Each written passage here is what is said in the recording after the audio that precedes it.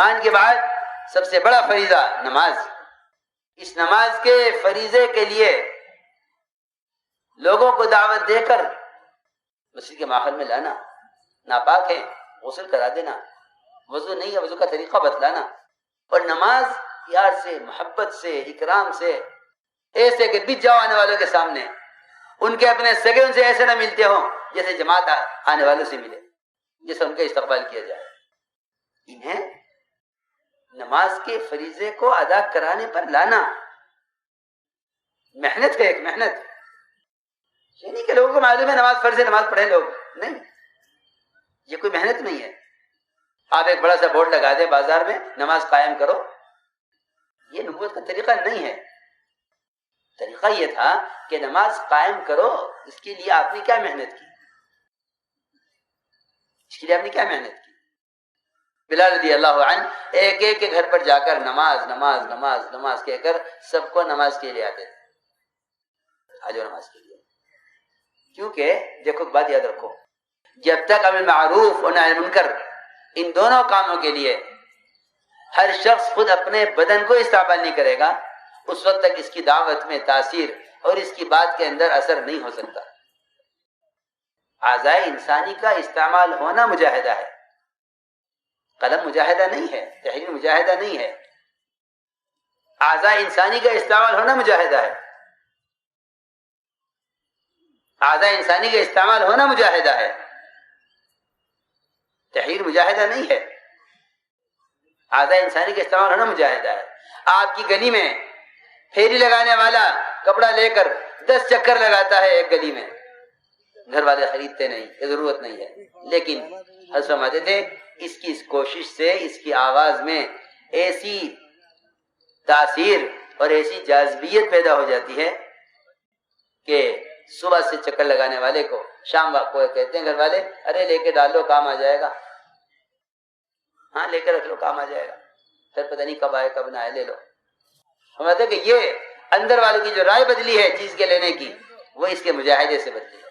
دیکھو اگر ایک آدمی اپنی دنیا کے لیے مجاہدہ کر کے لوگوں کے دلوں میں اپنے دنیا کے لیے مجاہدے سے چیز کی رغبت پیدا کر سکتا ہے، تو پھر جو آدمی نماز کے لیے اور ایمان کے حلقوں کے لیے اور تعلیم حلقوں میں جوڑنے کے لیے خود محنت کرے، اس کی محنت کے اثرات غافل دلوں پر کیوں نہیں پڑیں گے؟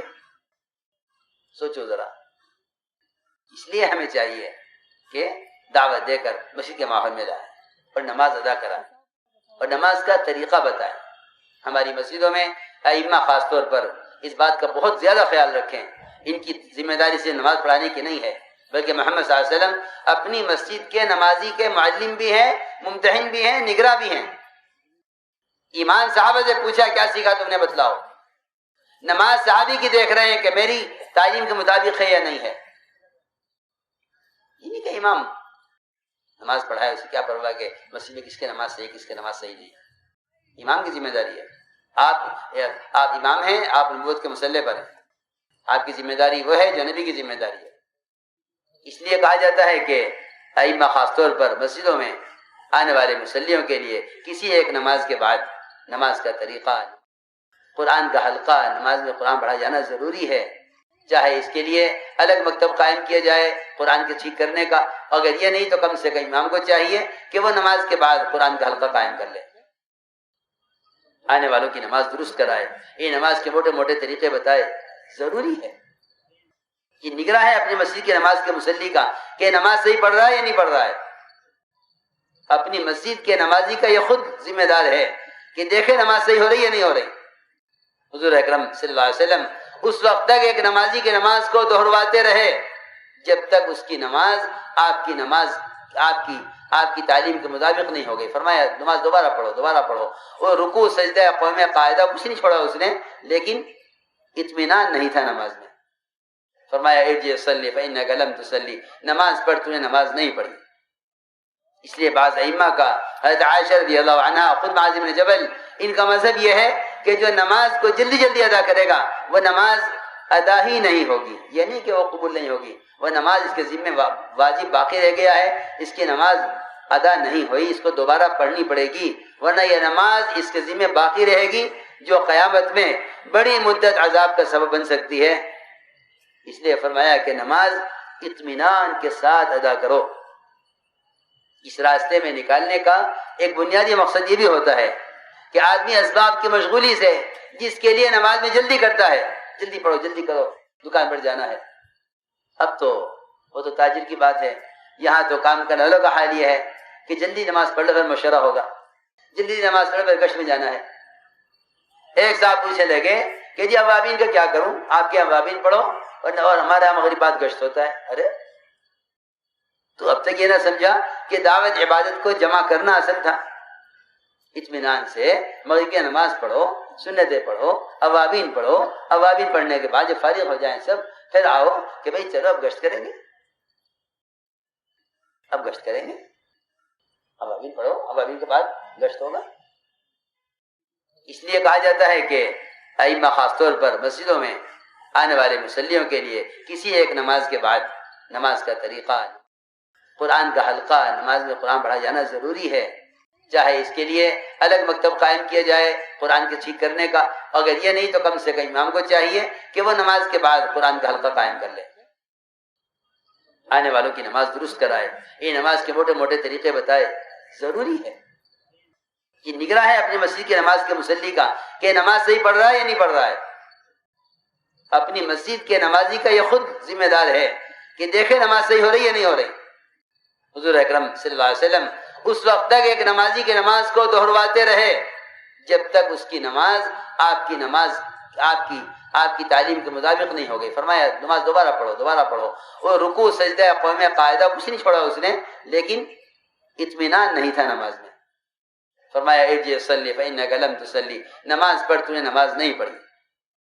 اس لیے بعض ائمہ کا، حضرت عائشہ رضی اللہ عنہا، خود معاذ بن جبل، ان کا مذہب یہ ہے کہ جو نماز کو جلدی جلدی ادا کرے گا وہ نماز ادا ہی نہیں ہوگی، یہ نہیں کہ وہ قبول نہیں ہوگی، وہ نماز اس کے ذمہ واجب باقی رہ گیا ہے، اس کی نماز ادا نہیں ہوئی، اس کو دوبارہ پڑھنی پڑے گی، ورنہ یہ نماز اس کے ذمہ باقی رہے گی جو قیامت میں بڑی مدت عذاب کا سبب بن سکتی ہے۔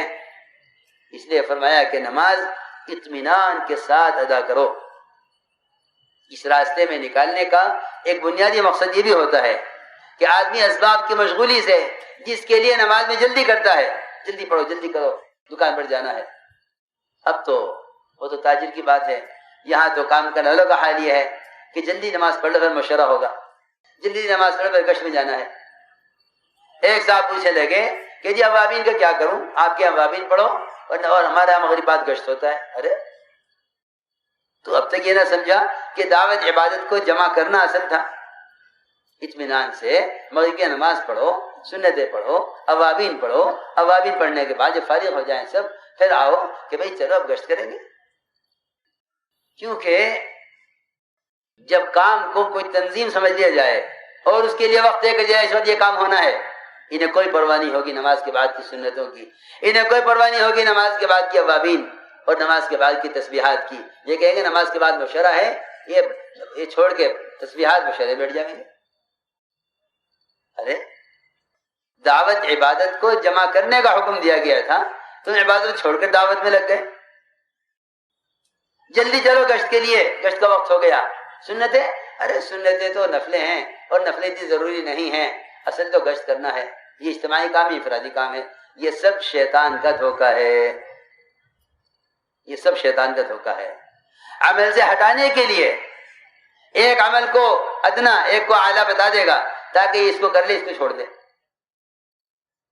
حالانکہ دعوت عبادت کو جمع کرنا یہ دین کا حسن ہے، اور دعوت عبادت کو جمع کرنا یہ دین کا کمال ہے۔ جب کام کو کوئی تنظیم سمجھ لیا جائے اور اس کے لیے وقت دے کر جائے اس وقت یہ کام ہونا ہے، انہیں کوئی پرواہ نہیں ہوگی نماز کے بعد کی سنتوں کی، انہیں کوئی پرواہ نہیں ہوگی نماز کے بعد کی اوابین اور نماز کے بعد کی تسبیحات کی۔ یہ کہیں گے نماز کے بعد مشورہ ہے، یہ چھوڑ کے تسبیحات مشورے بیٹھ جائیں گے۔ ارے دعوت عبادت کو جمع کرنے کا حکم دیا گیا تھا، تم عبادت چھوڑ کر دعوت میں لگ گئے۔ جلدی چلو گشت کے لیے، گشت کا وقت ہو گیا۔ سنتیں، ارے سنتیں تو نفلیں ہیں اور نفلیں اتنی ضروری نہیں ہیں، اصل تو گشت کرنا ہے، یہ اجتماعی کام ہے، انفرادی کام ہے۔ یہ سب شیطان کا دھوکہ ہے، یہ سب شیطان کا دھوکہ ہے۔ عمل سے ہٹانے کے لیے ایک عمل کو ادنا ایک کو اعلیٰ بتا دے گا تاکہ یہ اس کو کر لے، اس کو چھوڑ دے. حالانکہ دعوت عبادت کو جمع کرنا یہ دین کا حسن ہے، اور دعوت عبادت کو جمع کرنا یہ دین کا کمال ہے. اس لیے چاہیے کہ اس طرح ہمیں اپنی نمازوں میں کمال پیدا کرنا ہے.